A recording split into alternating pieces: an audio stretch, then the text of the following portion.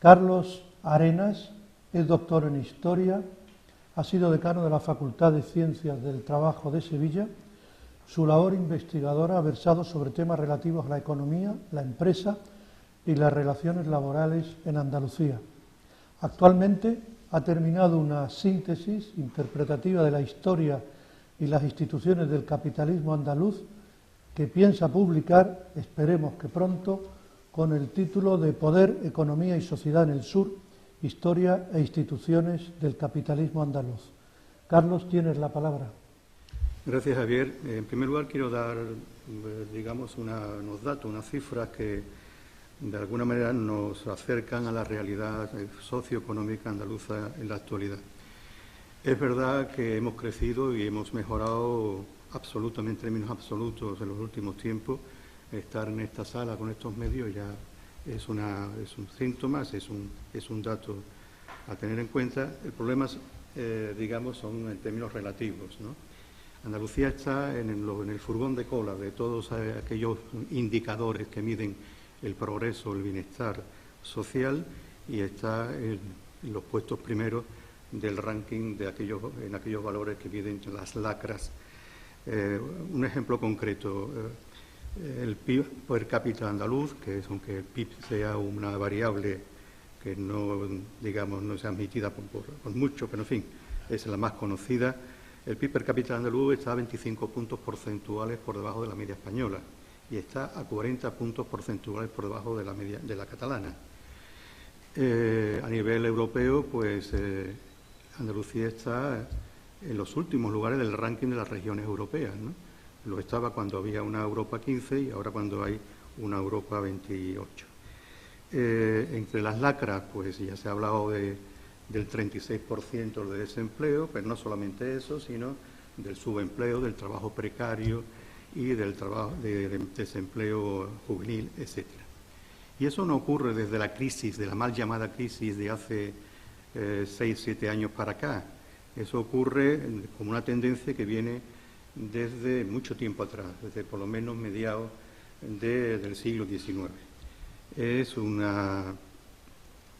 el resultado de un capitalismo, de un modelo específico de capitalismo que se ha desarrollado en Andalucía, no desde hace 100 años ni de 150, sino incluso de épocas preliberales, de casi tardo medievales.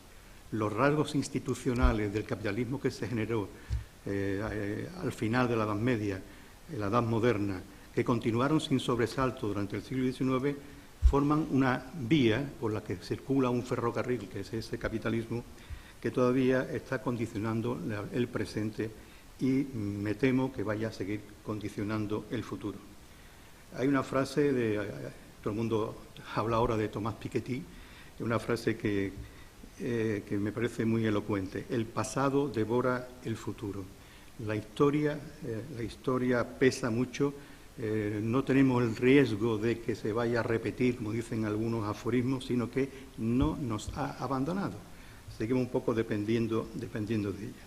Y ese capitalismo al que me refiero, ese capitalismo antiguo, anclado y nacido en la época, no se puede decir tardo-feudal, porque en Andalucía no hubo feudalismo, pero sí muy antiguo, es un capitalismo que podemos llamar, como otro economista de fama, Daron Acemoglu dice, es un capitalismo extractivo. Es un capitalismo construido por las élites económicas y sociales a lo largo de las décadas, de los siglos, para favorecer, obviamente, sus intereses. Una construcción social al servicio de las élites.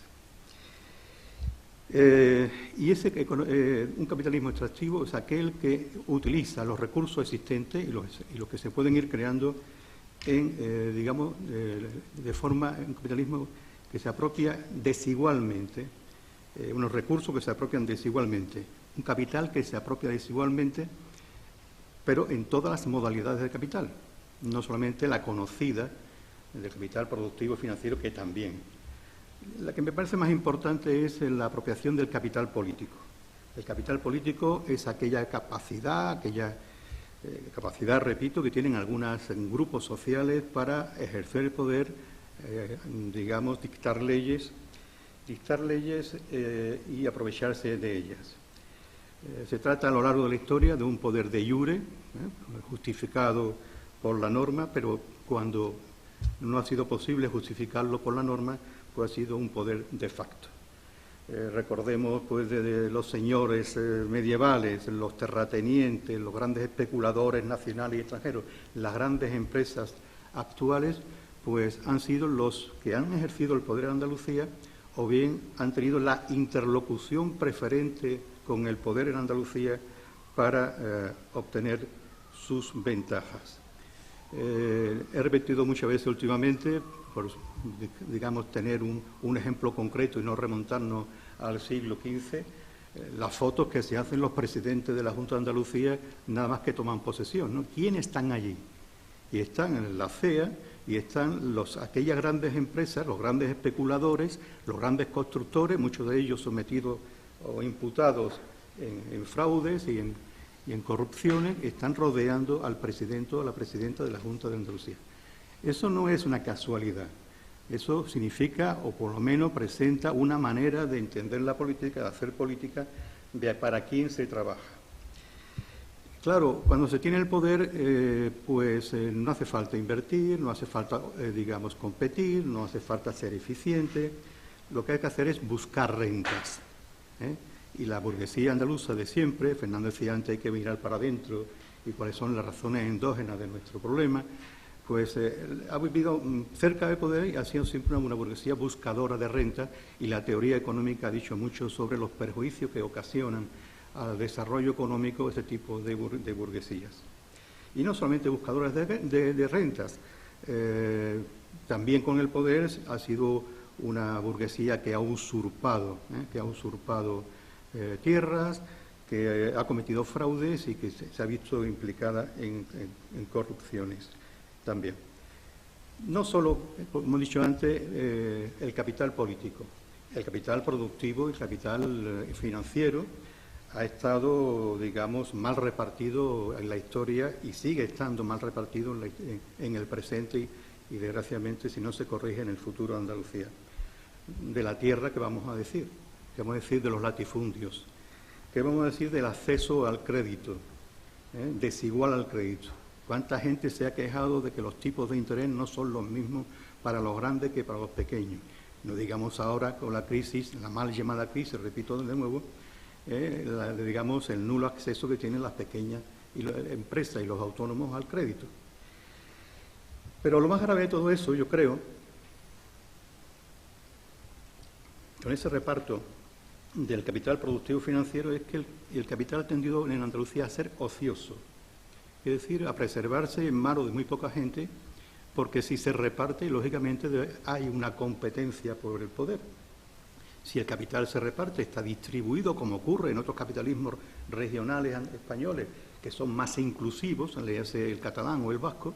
Si el capital, los recursos se reparten, también se reparte el poder, que forma parte, que es la base del dominio de esa oligarquía. Claro, si unos pocos tienen todo el poder y la riqueza, la inmensa mayor parte pues se queda al margen de esos recursos, ¿no?, productivos, y forma parte del aluvión de gente que tiene que acudir necesariamente al mercado de trabajo para, digamos, ganarse la vida. Un mercado de trabajo que, debido a la especialización extrema de nuestra estructura productiva, han sido siempre mercados de trabajo monopsónicos, oligopsónicos. ¿Qué quiere decir? Que unos pocos compran trabajo y hay una oferta ingente que se vende, con lo cual, pues, podéis imaginar la repercusión que tiene sobre los precios del trabajo y sobre las relaciones laborales. Y no nos olvidemos de las pymes o de los autónomos, que ya hemos dicho que es sin recursos, ¿no? Recordemos de los pequeños labradores o de los pequeños tenderos o de los pequeños empresarios actualmente, que muchos de ellos han caído con la crisis, pero que subsisten, si acaso, sin capacidad de acumular nada, de invertir nada, y subsisten solamente para sobrevivir y de llegar al final de mes. Pero no solo el capital financiero productivo, también el capital humano, ¿no? Pasemos por la historia de las tasas de analfabetismo que llegaban al 80% o más en a mediados del 19, del 50% en los años 30. Eso se ha corregido, pero sin embargo tenemos hoy en España, dentro de España, en Andalucía, las mayores tasas de abandono, de fracaso escolar, y estamos en los últimos lugares en los informes PISA de aprovechamiento escolar. ¿Y qué decide el capital cultural? Aquella teorización que hizo Bourdieu sobre el etos de las culturas de un pueblo. Por resumir que todavía tengo que decir algunas cosas más, yo veo siempre sobre el etos y la cultura, el capital cultural, la diferencia que existe entre la prepotencia y la jerarquía que demuestran algunos y la humillación y el fatalismo que impera en la mayoría de nuestros ciudadanos, de nuestro pueblo. Y qué decir finalmente del capital social. ¿Qué decir del capital social? El capital social es aquel capital en el que tú encuentras beneficios si te reúnes realmente, con gente que tiene poder, que puedes, facilitarte la vida, encontrar trabajo, llegar a obtener beneficios materiales. En Andalucía, el familismo, los círculos cerrados han estado siempre ajenos, cerrados como barreras a la entrada de la población. Si acaso esta población, el pueblo, ha podido entrar mediante vínculos clientelares, personales y de partido, que no son precisamente la forma más adecuada y eficiente de desarrollar un pueblo. Alternativas. En este momento se presentan dos alternativas, ¿no? La vía socialdemócrata, que también parece que Podemos la avala, que es repartir el producto del capital, intentar que el producto del capital se reparta mejor hacia los salarios, que haya más empleo, que haya más cultura, más salud, más educación, que haya más gasto público, etcétera. Pero eso tiene, no digo que esté mal, pero tiene un techo.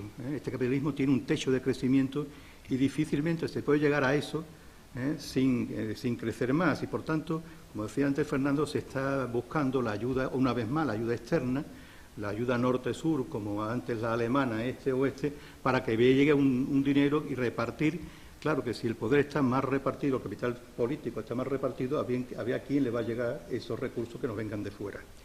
Por tanto, yo propondría modestamente, pues quizás, más que una salida, que no del estado del bienestar, sino casi de la beneficencia política, que es la que se está dando ahora, una solución igualitarista, que hay que recordar a aquel viejo tribote de la revolución, ¿no? Libertad, igualdad, fraternidad, que es no solo repartir el producto del capital, sino repartir el capital mismo. Repartir el capital financiero con una banca pública, repartir el capital productivo con la reforma agraria pendiente, repartir el capital humano con una discriminación positiva de las escuelas públicas, repartir, por supuesto, el capital político con el acceso a la interlocución política de aquella gente que hoy no lo tiene, ¿no? Que son los pequeños empresarios, son los autónomos, son los trabajadores, etcétera, etcétera. Bueno, y esto, por supuesto, y ya termino, un panorama igualitarista, pues, como decía también Fernando, no debe recaer en la responsabilidad ciudadana. O sea, que hay que tener al ciudadano no como, un perceptor de rentas, pasivo de rentas, sino que tiene que exigir políticamente, económicamente, en favor de una soberanía económica que es realmente la que finalmente puede crear esa mentalidad autóctona, nacionalista, o de la que se estaba hablando antes.